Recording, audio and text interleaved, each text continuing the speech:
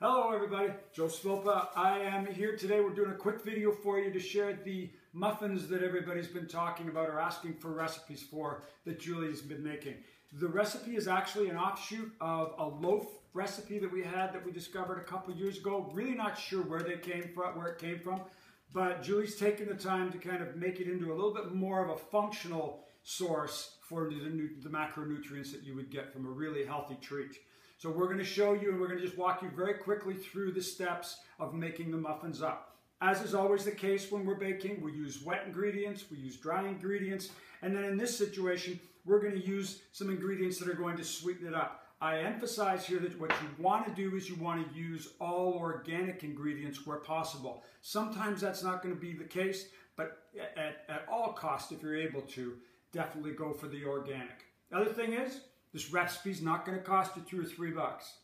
With any quality food, you're going to pay a little bit more. So, to manufacture or to fabricate or bake about a half a dozen to about 8, depending on your serving size, you're going to pay about $15 to $17 for the muffins.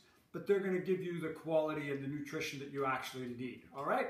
So, we take our wet, we take our dry, we take our sweets, and basically put them together. We have in here 2 bananas. Really ripe. Key here is to have them nice and ripe so that we can get some sweetness out of that. With that, we add a half a teaspoon of vanilla. We add 2 tablespoons of coconut oil, healthy fat, yum yum. We've also got some carbs in there. We've got all kinds of micronutrient-rich things. Mix it up, get them relatively consistent, and then we're going to get ourselves protein and fat again. 2 eggs. Same thing, getting these wet ingredients mixed together is really important. Get them mixed well, you're going to get a lot better taste, you're going to get a whole lot more consistency, but then most of you that are actually watching this are pros at this anyway, so you'll know what I'm doing. I hear myself, I'm just the face. Julie's the actual one that makes these things taste beautiful. Then, what we do is once we've mixed all that in, we take our dry ingredients, and what we have here is we have 3/4 of a cup of almond flour, teaspoon of baking soda, half teaspoon of cinnamon, and then what we do is we mix that all together.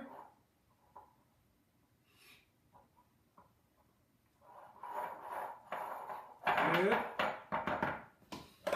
Making sure that all of our wet is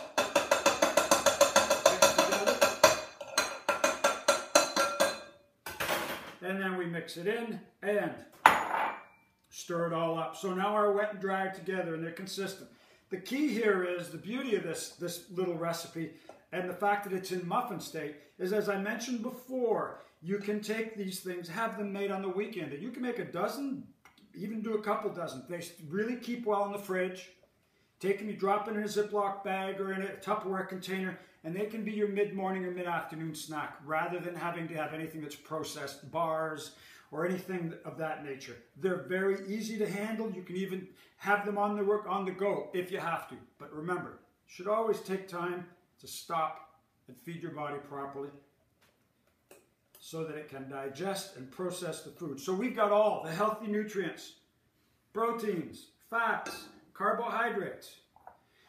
We add in dates or apricots, depending on your taste, grated carrots, shredded coconut, chopped walnuts, dried cranberries. The key here is all organic, non-sweetened, because the key is if it's sweetened, this thing is going to be super sweet, and it kind of negates the fact that we want our carbohydrates and our blood sugar to be relatively consistent. So we drop that in.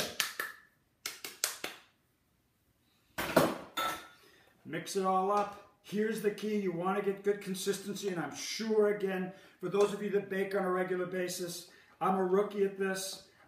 You want to make sure that everything, the carrots, the cranberries, the apricot or the date or whatever you've chosen, and the coconut especially, shredded coconut, that it's well distributed throughout the mix, right? Making sure that everything's good and mixed up.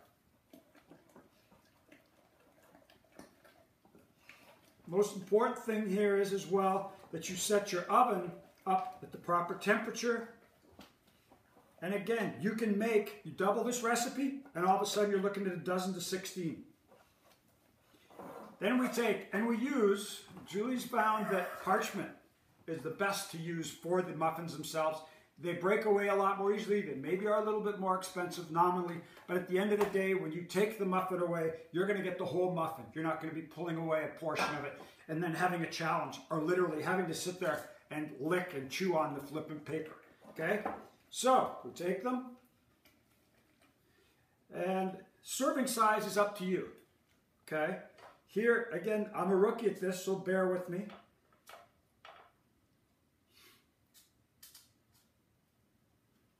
Good, there. And what I'll do is I'll come back and make sure that I've used it all up. We usually go with about a half a dozen per batch. And I'm a little bit sloppy here, folks, but